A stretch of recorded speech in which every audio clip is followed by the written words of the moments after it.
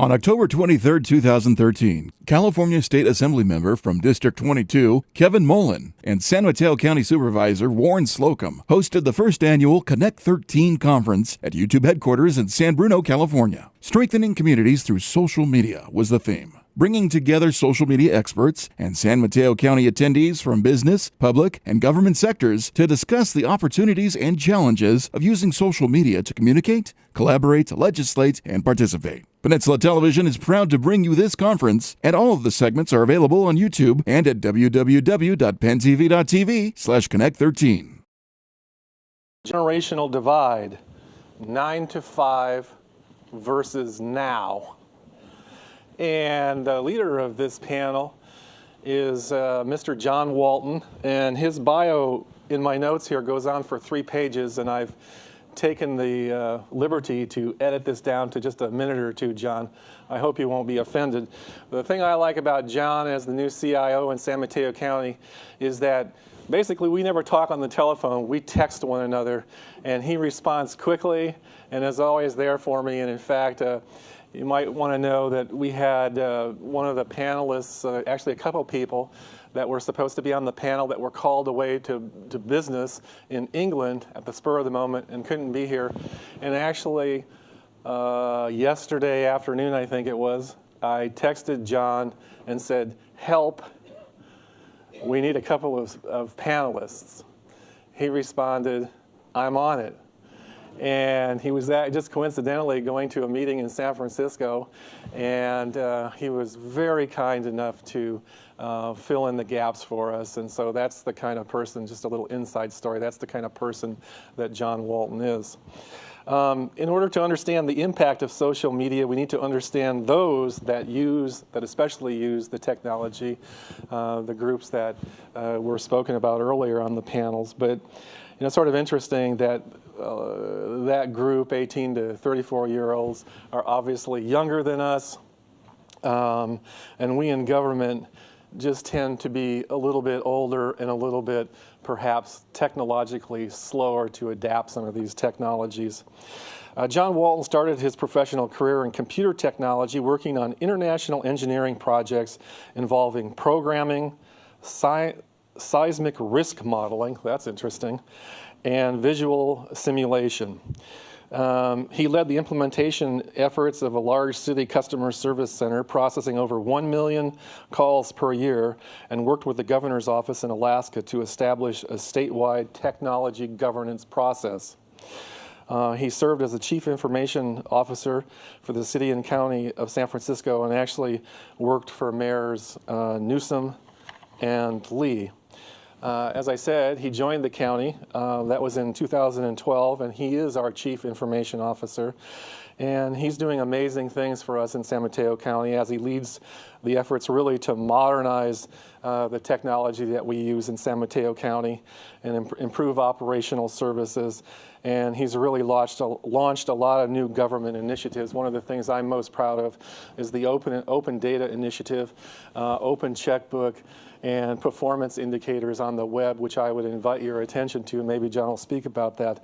But he has 23 years of experience in the technology field, and we're just really fortunate in San Mateo County to have a person of his caliber as our chief information officer. And I'm going to call John up now, and he's going to introduce the members of the next panel for you. John, thank you so much for coming. Should we just go up? Warren's too kind. It's really my pleasure to be here today and to be talking with all of you. And first, I'd like to invite the panel to come up. We have some great folks here. I'll introduce them as they walk on the stage. Ron Vinson, the Director for Media and Marketing and Technology. He's the Director for all things web, all things SFG TV for San Francisco, and has been the press secretary for several mayors, including formerly Mayor Brown, before he came to work for the Department of Technology.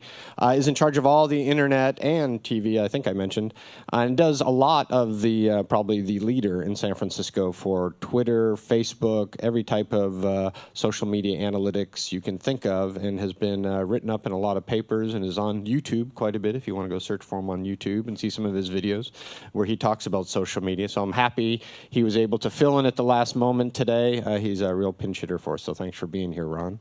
Asia Bettencourt-McCarthy is the voice, the Siri of San Mateo County now. We're just embarking on our journey with social media in San Mateo County. So she's here to talk to us about that continuum and what that looks like for a government that's just starting out, that's just starting, getting their feet wet. We have people like Warren, who's on one end of the spectrum, who's been using social media for a long time. Just an interesting tidbit, when I joined San Mateo 9 months ago, we actually had a policy we banned or didn't allow employees to access Facebook and Twitter accounts. And so it's been a real change in the last few months as we've started to try to really embrace social media and what that means to our government. And then Jack, come on up. Jack is from the Code for America, one of our great partners. Jack Madans is a... Jack, how would you describe your position? I read your bio, and like everything millennial now, it's very obtuse to an old-timer like me. So how do you describe your role for Code for America? Wait, is this being taped?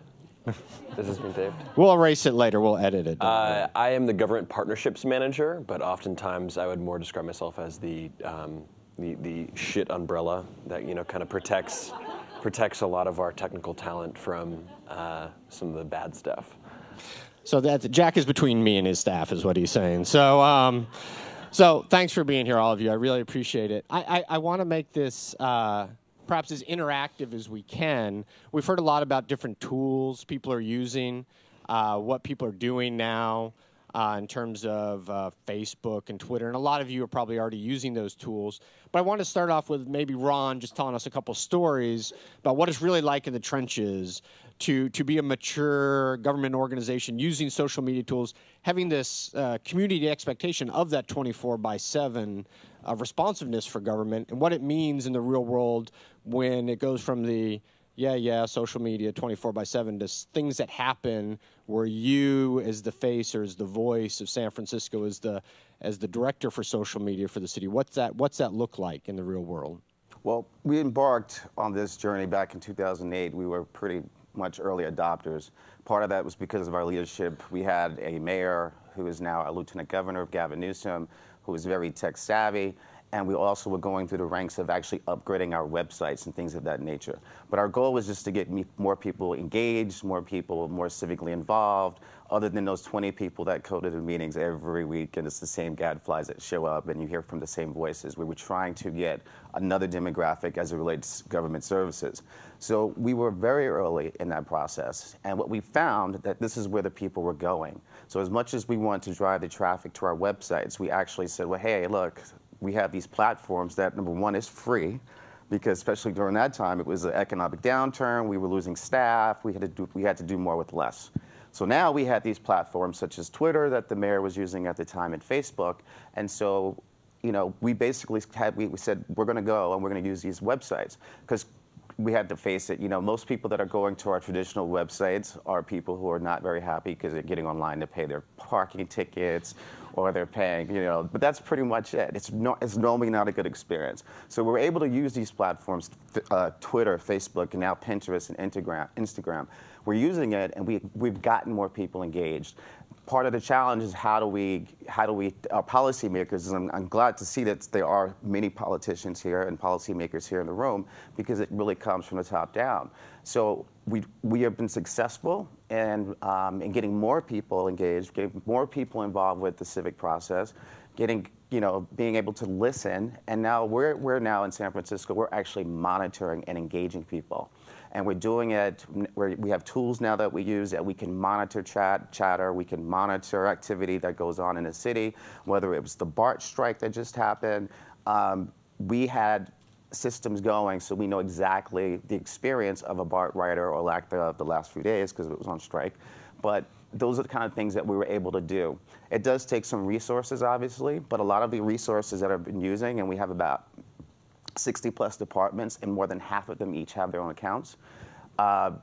We're seeing content is the most important thing. When we first had our page, 300,000 people, And then it's just like when my personal Facebook page, I'm talking to friends of mine that I haven't seen since kindergarten, and that's when I only had 200 friends, and now when you have 2,000 friends, you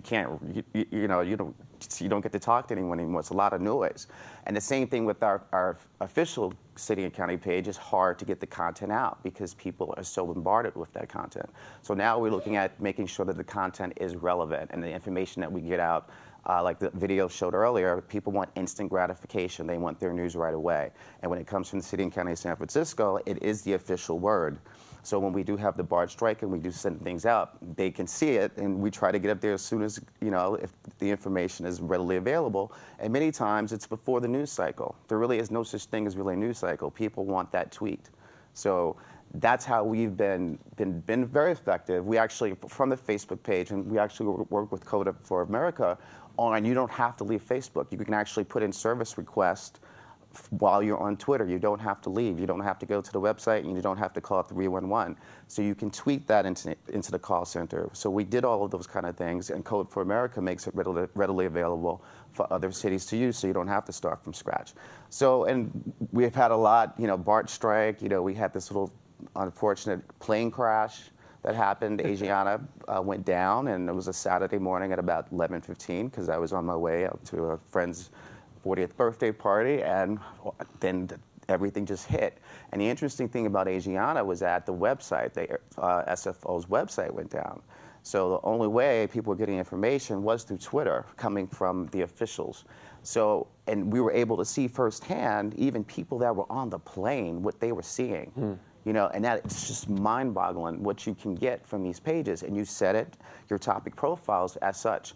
And so when it comes to just public safety, transportation is a big one that people want content. They want to know about how they're going to be able to get home, how their kids are going to go to school, and also, of course, cultural events and things of that nature. So we're now at the next level of engaging these people, engaging the people who we call influencers, whether it's environmental issues, whether it's transportation issues, whether it's people who love dogs, and they love dogs in San Francisco. There's more dogs than our kids in San Francisco, so you cannot mess with folks' dogs. And so, and we engage them. And there's ways and tools that are now available that we can get people more civically engaged. We're not driven by, like, our drivers, obviously not, how many car sales, or we're not Coca-Cola trying to sell Cokes, and we're trying to get more people involved with the city process and getting them more engaged. And that's our return on the investment. Thanks, Ron. Okay, so Asia, that's what it's like since you've been doing it since 2008, and you've had people pushing all the time. We need to do more of this. Okay, so you came to work with us in San Mateo. Tell us a little bit about your background, how you got into social media, and what you see now, what you thought you were going to see coming into a government like San Mateo County or any other government, and what you've learned and where you see us going in the future. Thank you. So I fell into social media sort of by accident. I was finishing up with a master's degree in library studies, doing outreach, and took a couple courses on social media outreach and reaching out to the community that way, and then landed in San Mateo County. And when I started, the county was just really at the forefront in terms of their own use of social media, not like at the forefront the way San Francisco was. John Walton had just come and opened up social media in the county, and so we were really exploring and kind of seeing where we wanted to go. And since that time, we launched our County of San Mateo Facebook page and are currently using Mind Mixer. I know San Francisco uses that as well to get community feedback on issues that are important to the board and to the county. And we've also been exploring other platforms. But one thing that we sort of have realized as we've gotten our feet wet is that having a strong strategy is really important in terms of moving forward in a way that's cohesive and that we present a coherent voice to our constituents. So right now I'm working with our boards and commissions, nonprofit organizations, residents, to get a sense of what they would like to see from us as a county and what they would like to see from our social media presences, and then drafting a strategy that will incorporate kind of where we're going in terms of platforms, but also where we want to go in terms of message. And I think one thing that we would like to do is move more towards San Francisco, away from simply informing our constituents towards engaging in a dialogue and potentially even a collaborative relationship where some of our residents are inspiring what we're doing moving forward and we're working together in a partnership. So that's kind of the dream. Right now, we're still working on just getting the information out in a way that's more clear, and also collecting information from our residents through surveys and sort of a kind of a lower engagement, but also lower risk methods. So I think for those of you who are not currently on social media or who are just starting or thinking about starting implementing social media in your government organization or in your nonprofit, I think don't be intimidated. It's not as hard as or scary as it may seem. And I think there's kind of a pathway or some different steps that you can take. You know, start out with being informational, and then you can kind of engage more deeply as you become comfortable with the platform or comfortable with the media, or if you bring on new staff to deal with it, then you can kind of up your levels of engagement over time. And if you have a strong plan, it should be easy for you to do that. So that's a little bit about where we are now and where we're headed. Great. So Jack, Asia was talking about, that continuum and what it looks like. And one thing I remember working with Code for America when we were in San Francisco, and now working with you all in San Mateo, one of the strengths I saw for Code for America is really being that facilitator between the public and government, right? Because it's, we talk about the 9 to 5 versus now, and social media is just a tool. And like Asia said, sometimes it can start out just by a one-way communication, but it's really about engagement, right? Mm-hmm. And I mean, to me, that's the key word. And engagement isn't 9 to 5. Engagement is 24/7. Mm-hmm. And whether you see it through social media tools or whether you see it through things Code for America does with other government organizations. So you have a national perspective, frankly now international perspective, mm-hmm. on how this trend is going, with how do you get the public engaged and really working together with government in that around-the-clock 24/7, whether it's social media tools or other means. How do you see that working? How do you see that transition happening? Yeah. First off, it's great to be here.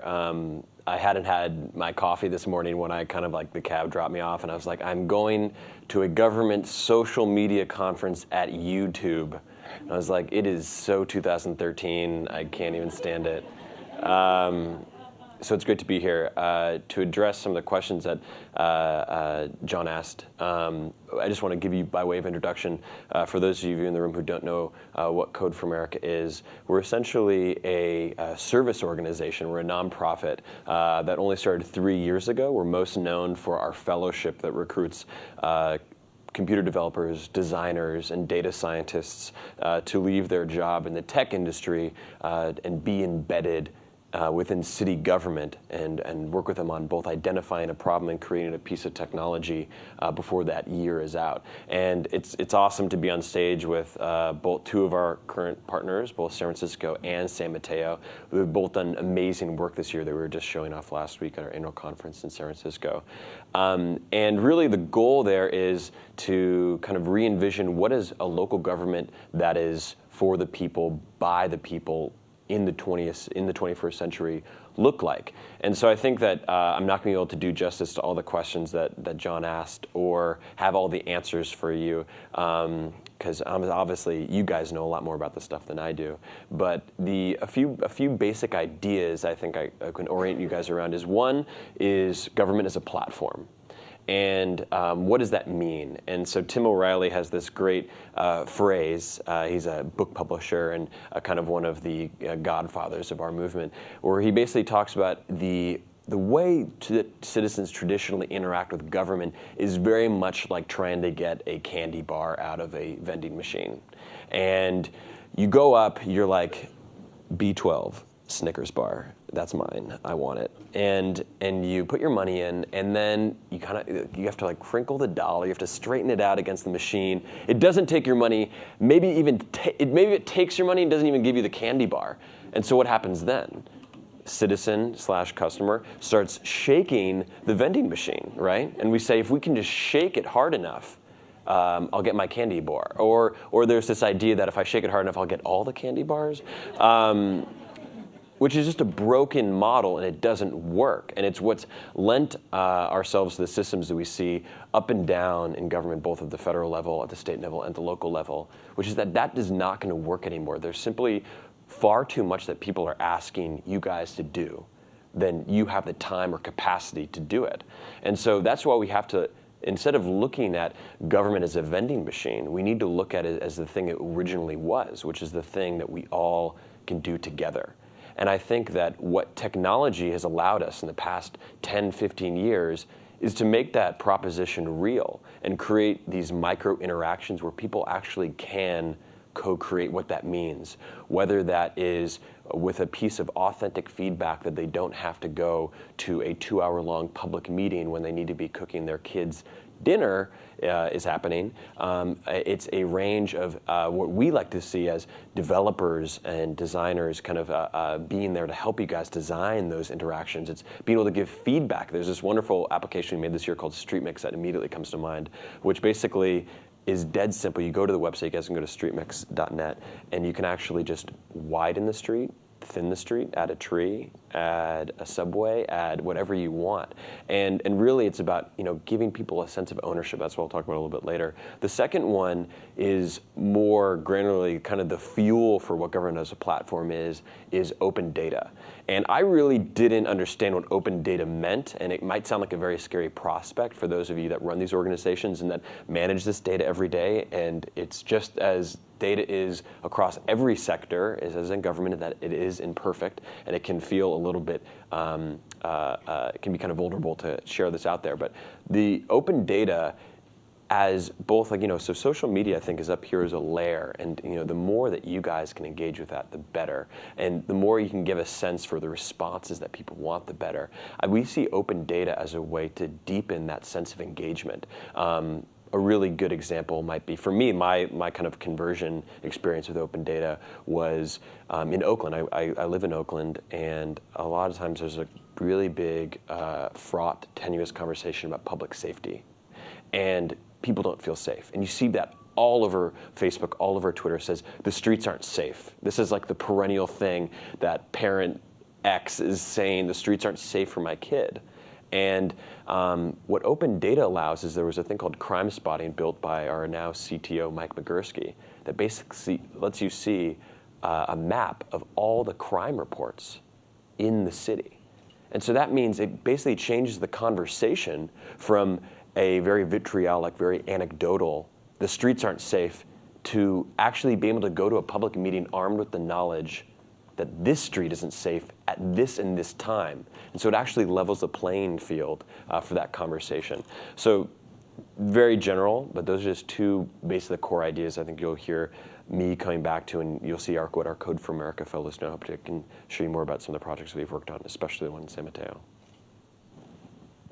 So I have to do a time check, and I apologize. We are the only thing standing between you and I'm sure a lovely lunch that YouTube and Google and the hosts here have put on for you. So I want to respect that, and I want to keep you, because there's a lot of other great presentations today. But we do have about 15 minutes. Now, I have a lot of questions for this panel. I could go on and on for an hour, because these people really are the rock stars of where we're going in government, how we're using social media. But I can talk to them anytime, right? They have to take my text messages. They're all very kind to be here. So I can reach them, but I'm concerned that you can't. And this might be your only time. You might be shy, and you might not want to email them later, connect with them on LinkedIn or something. So are there questions you all have in the next 15 minutes? Because I'd like to make it interactive. So I can walk around with I'm going to start at the front just because I'm lazy and I don't want to run all the way to the back.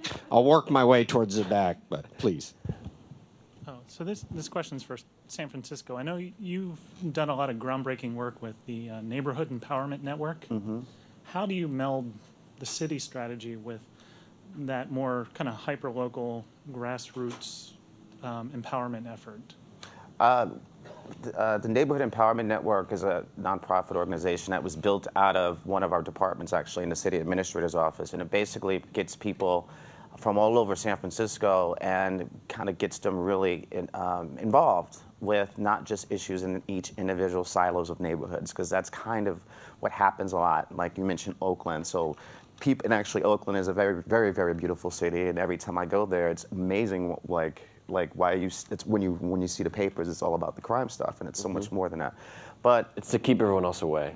that's right. It's the best kept secret in the Bay. But things like the Neighborhood Empowerment Network, they start organically. And a lot of the activity does happen through your platforms like Facebook and Twitter. And what we found, like with SF.gov, we're kind of more global, like as far as the content we have. And same thing with Twitter. We kind of cut every 60 plus departments with our content. But on the Facebook page for NEN, which is what they call it, they actually have a lot more dialogue. They can organically, they have these discussions, they have these meetings, they have these community awards each year.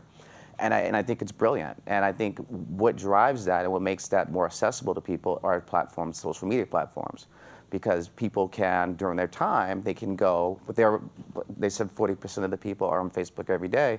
So I think that it's something that it's part of what you do. It's kind of like I brush my teeth in the morning, I get on Twitter and Facebook.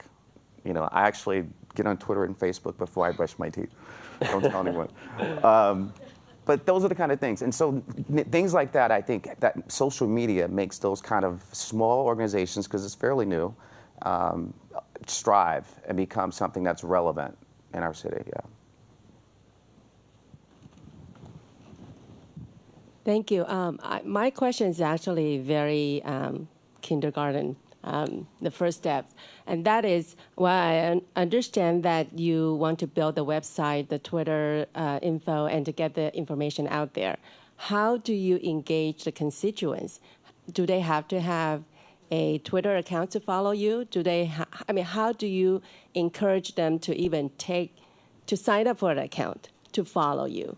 So I would like you to at least share that experience with us, how you engage them in that initial steps, especially with the privacy issues. A lot of people are very distrusting and would not want to go on to the privacy setting to update it every time when there is a new update from the apps.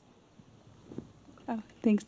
I think one thing that we've tried to keep in mind is that social media is not the savior of public engagement. It's just one tool in a toolbox that you can use. So we do have folks in our county who are not comfortable using computers or are not comfortable using social media or choose not to.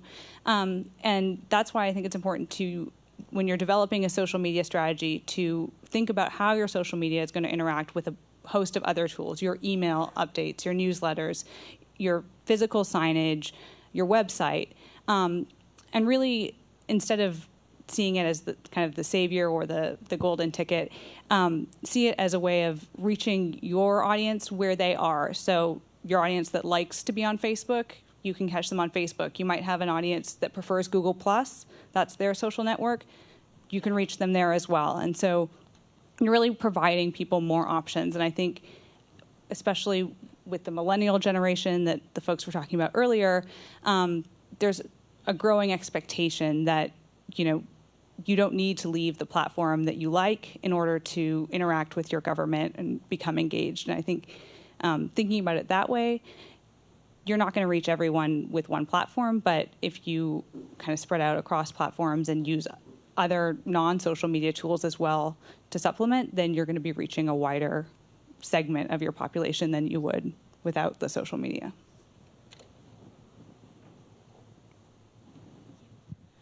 Again, this is probably a very rudimentary question, and if so, I apologize. But if you are from a smaller agency or city that doesn't have, maybe it's not a luxury, certainly in this group, but I think we still look at a little bit as a luxury. You don't have a director of marketing and technology, and you don't have someone who's devoted to this enterprise and this activity, and they're basically carving time out of an already extraordinarily packed agenda on a daily basis. How do you just get the initial steps going to create the justification and the availability to make this happen?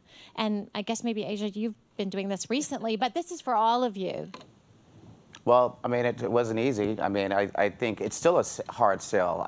As much as people think that San Francisco, that everyone is on board, but I tell you, every budget, every year, I'm fighting for positions, I'm fighting for staff, I'm fighting for why, and telling the story why this is important, why are we getting a new demographic, and we cross promote. We're actually driving more people to our websites now because of these social media channels to content that's actually very, very relevant, because they see it first on Twitter or they see it first on Facebook. So people are actually, and once you get them to Rec and Park Department, on their website, people now, oh, hey, I didn't know Rec and Park did this, or I didn't know that they could do it. So a lot of it is an extension of what your resources that you already have. A lot of departments have PIOs, public information officers, or spokespeople. This was just kind of another, just kind of, we all have to do more with less, but this is kind of another function of what they can do, because they are the content people.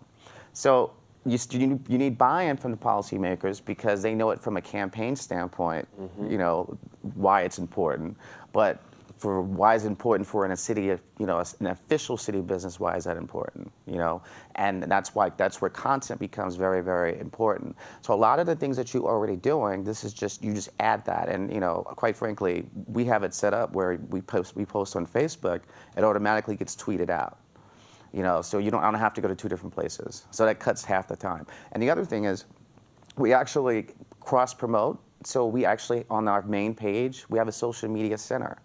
And it'll show you, it populates every one of our 60+ departments who have a Twitter account. And you click on it and you want to follow them, it's that easy. And the same thing for YouTube, for all our YouTube channels, as well as Facebook. Because those are the main ones. Because you can't spread yourself thin. We got on Pinterest earlier this year, and I'm like, oh God, another platform, right? And I'm like, wait, this is actually very, very cool, because the demographic is more female. And we started, and then the Giants were winning, and we had these pictures of these guys in their uniforms, and they started, we would post these things, and the women loved it, and they were sharing it. I'm like, wow, this is pretty cool. And as well as, amazing pictures of our city, and people were actually starting to share pictures or post pin things that are on our website, and it's fun. So everything doesn't have to be hardcore. We want you to come to this meeting because you don't like this particular development that's going along the waterfront, but it can be fun. Government can be fun, and it can be a part of everyone's daily life as if you have great content. So back to your question, don't be scared, because especially when you cross promote, and you already have the people, you have email addresses, you have listservs, you have a lot of information. So you just have to get that and get the folks start following you and make sure your content is relevant. I would say, too, just really quickly, I think identifying the champions within your organization, there are people, I'm sure, in all of your organizations who get home at night and are on Facebook, on Google+, on Twitter. They're out there. And I think if you can find those people and tap into that passion, it's a lot easier to get some of these great things done. One other thing, what agency do you work for?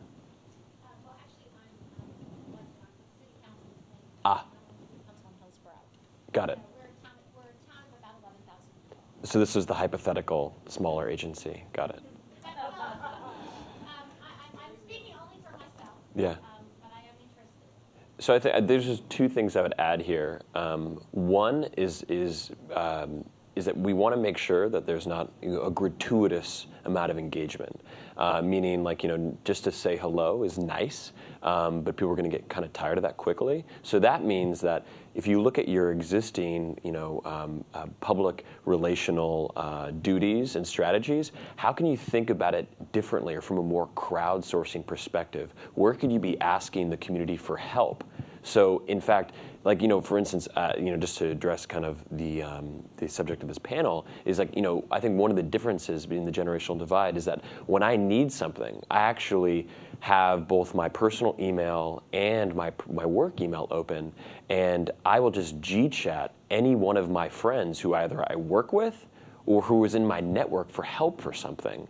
And so the ability for you guys to be using these mediums as an opportunity to ask for help is a really cool opportunity. So make sure that you don't have to just add more work on. How can you use social media to do the work you're currently doing smarter and already be engaging with it? The second thing I'll add is to your point, is that I think one thing that we need to address in government is that it's not the hierarchical structure means that it's not going to be as compelling for a young person who's, they're looking at YouTube, they're looking at all this startup culture, and they want to rise fast, or they want to do big things fast. And oftentimes in government, it's a little bit slower. So one main thing we need to address here is, how do we make working in government more sexy?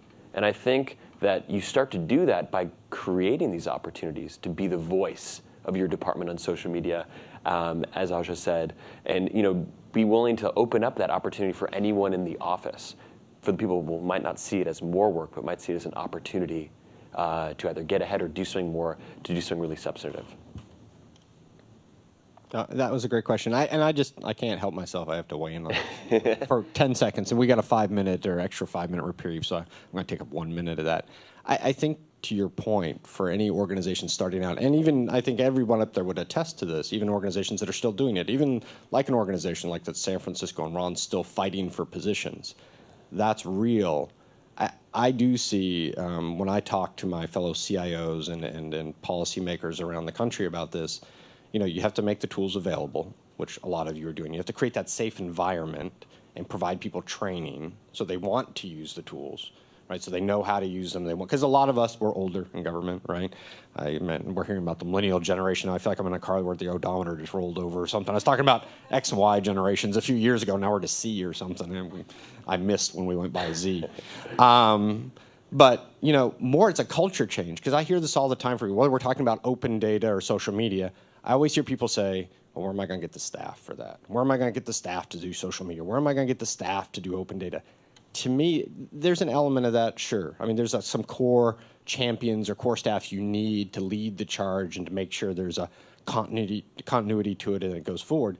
But really, it's a culture change for each of your organizations, right, where it has to become part of how you interact with the public at all layers of your organization. That's when somebody asked a really good question. I think it was our keynote speaker, how many people would be comfortable with their staff sending out a tweet that they didn't review, was kind of how I read the question. I think I saw 3 hands go up, because that's how we are hierarchical as a government. It's like, no, the lower level people, they need to filter that up to the chain of command, and I will send out the official email. Right? That's the big change I'm trying to create in my organization. It's like, look, you need to communicate more. Don't wait for me to communicate on your behalf. You need to use Twitter. You need to use Facebook. Our customers are upset because they're not getting that instant response. They're having to wait a week while you're on vacation for it to filter up to some unknown person to get back to them. You need to be more responsive. And so I think part of your role as leaders is to start to create that cultural shift. It's okay to communicate. And they're going to do it wrong sometimes. But you have to create that environment again where if it's an honest mistake, where somebody's tried to provide good service and they make an honest mistake, you have to create that environment where social media allows that. Okay, sorry, that was my little editorial. So I'll go way to the back this time, because otherwise I'm never going to get back to the back. So sorry, the middle of the room just got cut out of that hole. Okay, can you even see me back here? I come from the private sector. I worked for Patch.com out of media, and now I've come over to the public sector. One of the things that strikes me, based on actually what John just brought up, has to do with best practices for guidelines for employees. Because if you feel confident about your employees tweeting and Facebooking and the like, what kind of guidelines do they have? Do you have best practices to offer? Sure. We worked with, in San Francisco, we actually made it very simple. I mean, technically, if it's not part of your job description, and if you're in government, then you should not be using these for your social activities. And it's already written in the Code of Ethics for Employees or Employees Handbook or whatever. So unless you're my staff or whatever, we have an official reason to be on Facebook, then there really is no different. That's kind of how we move forward. So just like if you have a city-issued phone, it's supposed to be used for city purposes only, technically. Same thing with the computer, it's supposed to be for city business. I know that, and I know you have a story to tell in San Mateo, which is very interesting. We don't filter it, but we just something that we manage because we are social media is now engraved in every single one of our departments. It's fine to go and check on other departments, which we do all the time. But just like you're not supposed to be going, on different sites, it's part of the policy is already written for that kind of activity for us. And our city attorney concurred with that advice. And we also have worked with our county council to develop guidelines in terms of what legally can and cannot be posted, as well as some best practices for our employees about the types of content that they should be posting on their personal accounts related to their work, as well as if they're posting from a work account. So I think on the legal side, we're working on that and are pretty well covered. In addition, I think it's helpful to have a content strategy that's communicated to your team. If you get that in place, then you have folks who are potentially composing original tweets and posting them, but they know that they're fitting in with a vision or a content strategy and reflecting the goals and the mission of the organization. So I think that can be helpful. And then finally, in our county, we have used a couple of tools that allow Facebook posts and tweets to go through an approval process, so they can be composed by a member of staff or an intern or whomever really, and then kind of submitted, and then they're approved by a communications director or a PIO.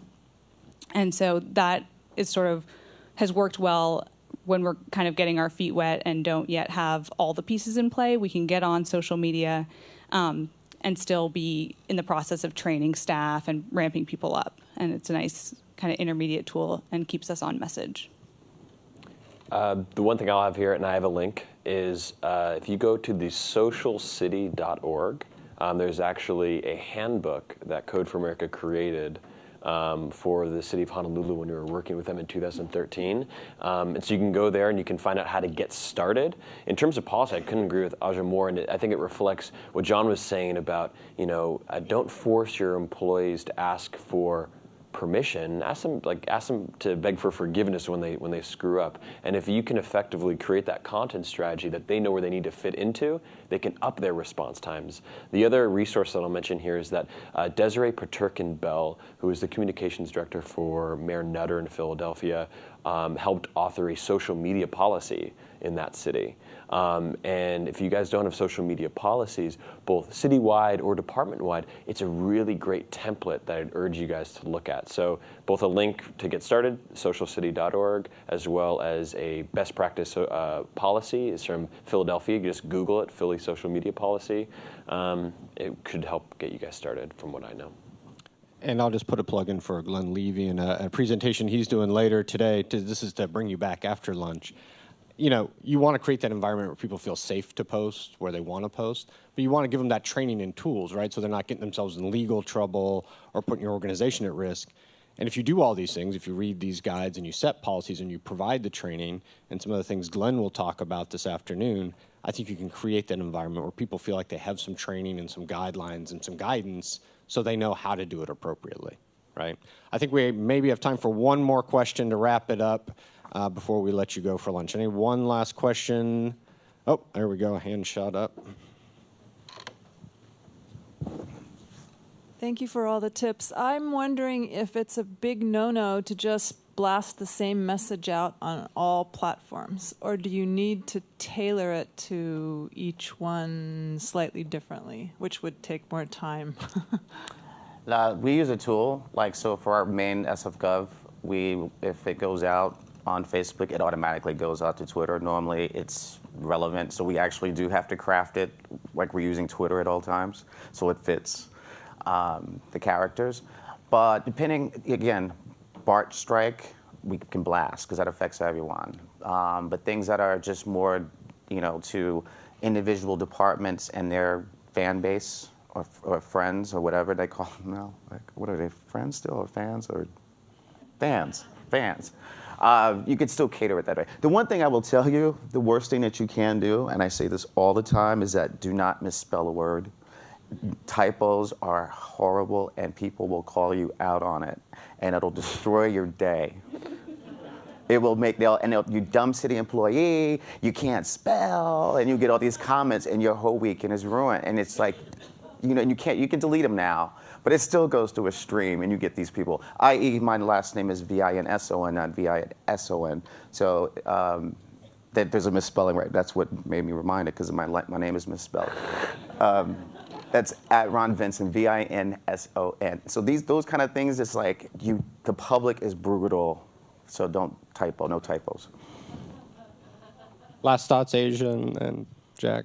I mean, I agree. I think you can definitely save time by posting across platforms. But I think keeping in mind, if you do have audiences that are really different on different platforms, and you can look at analytics and see these things, then it might be worth taking that into account, and it might be worth the extra time for your organization if you have really distinct groups. And then also if you're using platforms that kind of push your content in a specific way. So if you're using Instagram or Pinterest, you have to really be thinking photos. With Twitter, photos are sort of less of a big thing. Mm-hmm. So if you kind of get into those platforms, then you may need to strategize about how you're going to optimize your use of them. But I don't think it's like never cross-post or anything. You can do that. The one thing I would add here is I think you're totally right about public safety, public service announcements. These are the kinds of things that can be similar across all platforms because you really just want to get the word out there. If it's something where you're asking people for feedback on something or you're asking them for help, then I think it makes total sense to, again, be consistent with the tone that you've created on the platform. I mean, if you were going on a date with someone, you wouldn't just go and read the same script every time, right? You would not have any more dates. You want to cater it towards the person that's sitting across the table from you. And what's so great about all the analytical tools is that you can see who's responding and what they're responding to, and you can hone the messages on that platform. So there's nothing wrong with cross-posting, but I do think that if you want something, then you should definitely hone it to your audience. Well, I think that brings us to our timeline. I want to make sure we get you out here and get you a quick break before you hear the rest of the great presentation. So I'd like to thank the panel. Please continue to connect with all of them. I think they have some great information. So thank you all very much.